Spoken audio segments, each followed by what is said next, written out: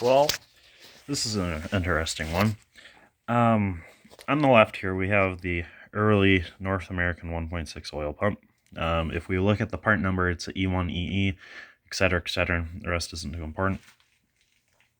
This one over here, it is it's a later 1.6 oil pump. If you look at the part number, it's E3EE, etc., etc., etc. Geez. And there's some massive differences between these. First of all, should you try putting the E3 on your E1 or E2 engine? Let's take a step back first, real quick here. So in the realms of Ford, you'll have, most part numbers will start with something like, at least within the engine, it's going to be something like E1, EE. Now what that means is that E is going to be, it's a 1980 part number, and then the one that comes after that first D, so E1, means that it's a 1981 casting. And then when it comes to E3, it's 1983. So what happens is this 81 casting is good from 81 to 82, then 83 they spit out this, and then they carry this on until 85 or 86, because in 86 they switched to 1.9s. This just vanishes. Anyhow, so the most notable difference is when you try putting this one on the earlier engine, the crankshaft won't even go inside this hole. That's problem number one. Problem number two is for those who are astute and are taking notice, making notes. Bolt pattern for this rotor plate is totally different between the two.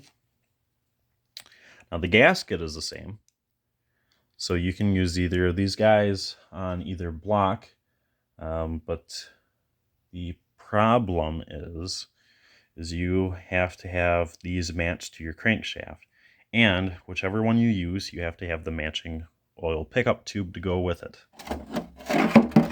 And here's why. Let's flip this over. You can see that the oil pickup tube, it comes out to the side. On this guy, shucky darn, it comes out the top.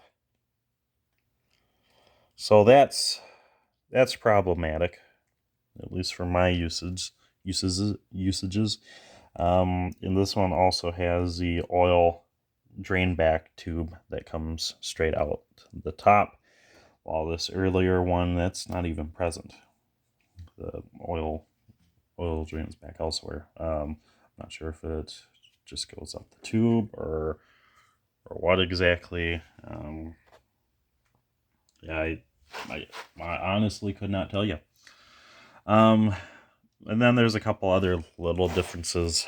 Like if we look at the I'm going to call them galley plugs. On the block, they're galley plugs, but on the oil pump itself, they're not exactly cover up any galleys. But on the old style, there's a smaller Allen head bolt or slug here. On this one, it's a bolt, and then same with the bigger one. Yeah, so this stinks. That means I have to I'll have to sell these guys. I don't have very many E3 engines. Come to think of that, I only have 2 of these, so these will probably part ways with me. But that means that I have to fetch some E1 oil pumps. Yay!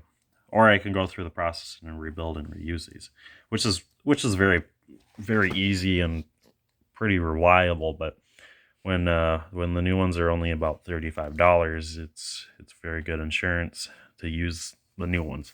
Plus, that money, I spend more in labor doing this than I would the $30 just throwing a new one, because the new one comes with the main crank seal and everything. All you have to do is just add the gaskets, torque it down, and then prime it full of oil before you turn the key.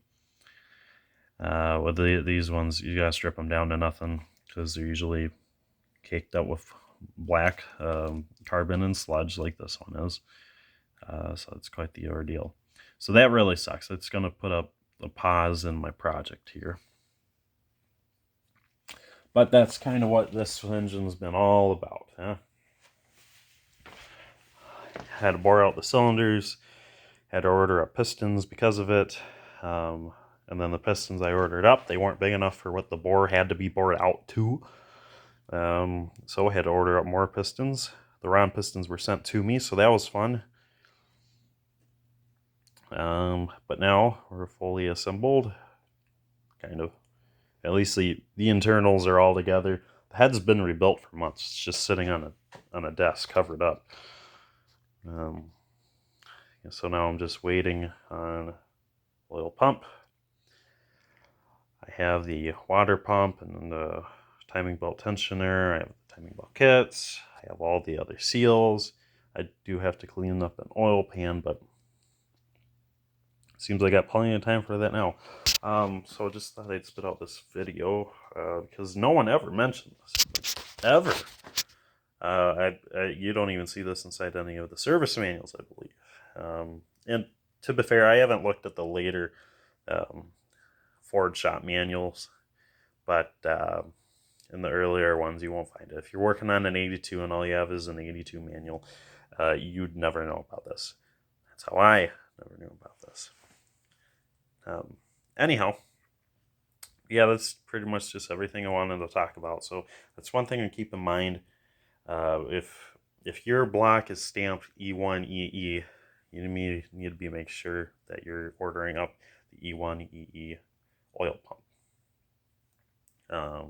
Or better yet, double check the crank, because the earlier ones will look like this. The later ones will have a smaller cam here for the oil pump. Little stuff like that. Anyhow, that's all I needed to bug everybody with, so we'll keep carrying on, or pretending we are at least. So catch you later.